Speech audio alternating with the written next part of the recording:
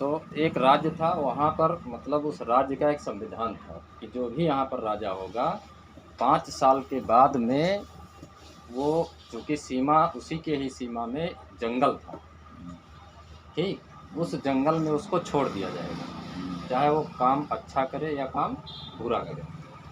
तो जो भी राजा बनता था वो जानता था कि 5 साल मुझे रहना है, 5 साल के बाद में जो है हमको जंगल ही जाना है, और जंगल में विशालकाय जानवर होते थे जो उस राजा को खा जाते थे। तो जो भी आता था वो तमाम अनैतिकता के साथ राज करता था, मतलब उस अपनी सारी ज़रूरतों को पूरा करता था, जो भी उसके समझ में आता था। होते करते एक समय ऐसा आया कि जो एक सामान्य परिवार का लड़का राजा हुआ। उसने देखा कि राज सिंहासन पर जब बैठा, उसने देखा कि अभी तक जितने भी राजा हुए उन्होंने किया क्या, ठीक। तो उसको पता लगा कि जो भी लोग आए थे इस तरीके से काम किए, उनके अपोजिट में वो काम करना शुरू किया, इतना अच्छा वर्क किया कि आम जनता की जुबान पर उसका नाम आ गया। क्योंकि बात संविधान की थी, संविधान बदला नहीं जा सकता था। लास्ट टाइम जब उसका भी आया, 5 साल पूरा होने को हुआ, तो उस प्रदेश की जनता इतना भावुक हो गई उसके प्रति कि ये लड़का भी 5 साल के बाद जंगल जाएगा और इसको जो है कि जो जानवर वहाँ हैं खा जाएंगे, और इसके जैसा राजा हमको नहीं मिलेगा। तो लोग जगह जगह पर धरना प्रदर्शन करना शुरू किए, जिंदाबाद मुर्दाबाद के नारे लगने शुरू हुए कि ऐसा नहीं होगा।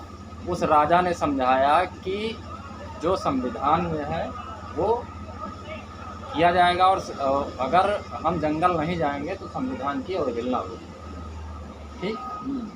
तो फिर थोड़ा सा इधर देखें, ऐसे रिकॉर्ड। तो क्या हुआ कि उस लड़के की तैयारी होना शुरू हुई, जो पहले राजा को छोड़ने जंगल में जाते थे, तो वो लोग बैठा करके ले जाने लगे, और जब ये ले जा रहे थे इसको, ये निकला तो पूरी जनता रो रही थी, लेकिन ये राजा जो है हंस रहा था।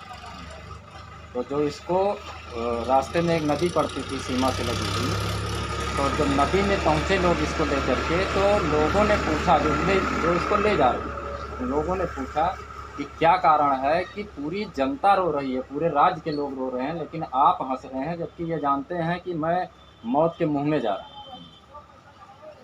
तो उस राजा ने कहा कि आप परेशान मत होइए, आप मेरे साथ चलिए, अभी मैं आपको, आप स्वयं जान जाएंगे।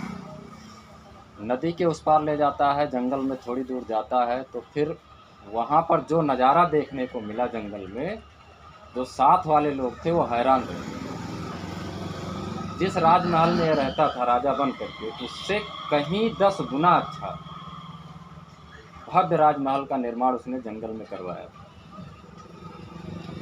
इन लोगों ने पूछा कि ये कैसे हो गया, तो इसने कहा कि मैं राजा ज़रूर था, जितना टाइम और राजा काम करते थे उतना टाइम मैं भी काम करता था, लेकिन उसके बाद में जो समय बचता था वो समय मैं यहाँ आकर के देता था, क्योंकि मुझे पता था कि मेरे 5 साल बाद मेरे साथ क्या होने वाला।